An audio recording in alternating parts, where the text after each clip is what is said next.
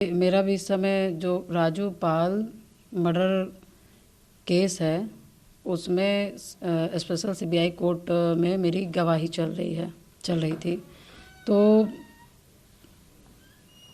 23 को ही कंप्लीट किया था और 24 को एक दिन सदन मात्र कर पाई थी।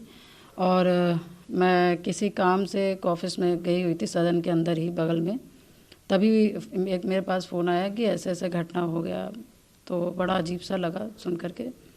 और उसके बाद फिर मोबाइल में मैंने बहुत सी चीज़ें देखी, तुरंत आने लगा। उसके बाद मेरे पास सीबीआई के अधिकारियों का फ़ोन आ गया कि मैम आपके आपके यहाँ ऐसा ऐसा मैटर है और आप लखनऊ में ही हैं और आप निकलिएगा नहीं। तो हमने कहा कि अच्छा ठीक है। उन्होंने कहा सुरक्षा व्यवस्था अच्छे से करा देंगे तो आपको जाना है हमारे उससे।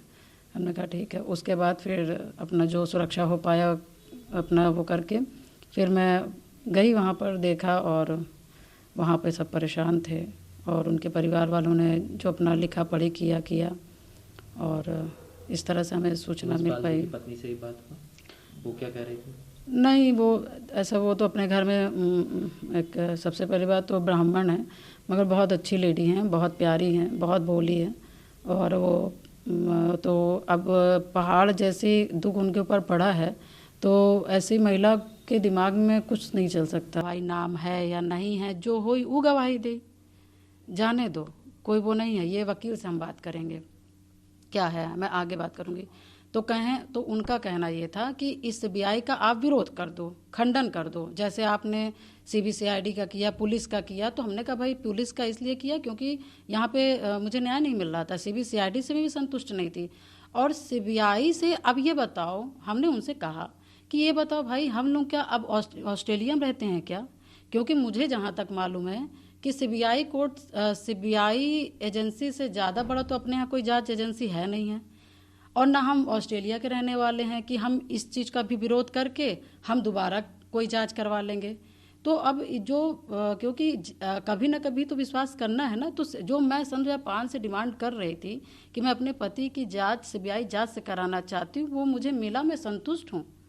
और आगे जब कोर्ट के अंदर जब जांच होगा और विवेचना होकर के दाखिल होगी और जब हम लोग को पढ़ने को मिलेगा, फिर उसमें देखेंगे कोई कमी बेसिक होगी तो उसका मैं जज के सामने या जैसे भी जो एक नियम होगा उसका मैं विरोध करूंगी। तो ये हमारी बात हुई। उसके बाद फिर उमेश पाल जी अपने अपहरण का मुकदमा, क्योंकि अभी मेरे पास सारे कागज़ मैं दे दूंगी। सन 2005 में जब राजू पाल जी का मर्डर हुआ तो सन 2006 में ट्रायल चला। सन 2006 में उमेश पाल जी अतीक के पक्ष में बयान दे दिए थे, गवाही दे दिए थे। उसके बाद से हम भाई बहन में थोड़ा अलगाव हो गया। हम अपना राजनीति और अपना मुकदमा लड़ने लगे, वो अपना अलग काम करने लगे। तब से हमारा सन 2005 से लेके आधा 5 तक जो हम लोग ने बोले, उसके बाद हम लोग नहीं वो किया। उसके बाद सन 6 से लेकर के सन 2005 का 6 महीना और जोड़ लीजिए, तो उसके बाद से मैं सन 2017 तक नहीं बोली, सन 2016 तक नहीं बोली।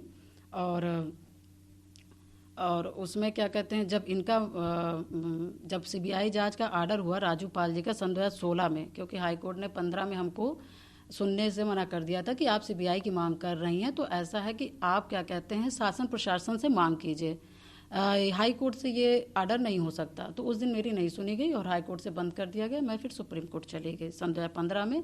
और सन 2016 में फिर सुप्रीम कोर्ट ने आर्डर किया कि राजू पाल का पूरा पीछे का छोड़ के जो चीज़ें हैं जो मिल पाए उस हिसाब से आप जांच करिए पुनः नया तरीके से। फिर जब जांच का आर्डर हुआ तो उमेश पाल जी हमारे पास आए और हाथ जोड़कर कहने लगे कि भाई जो गलती हो गई है उसको छोड़ो और अब हम लोग मिल करके अतीक अहमद को सज़ा दिलाएंगे।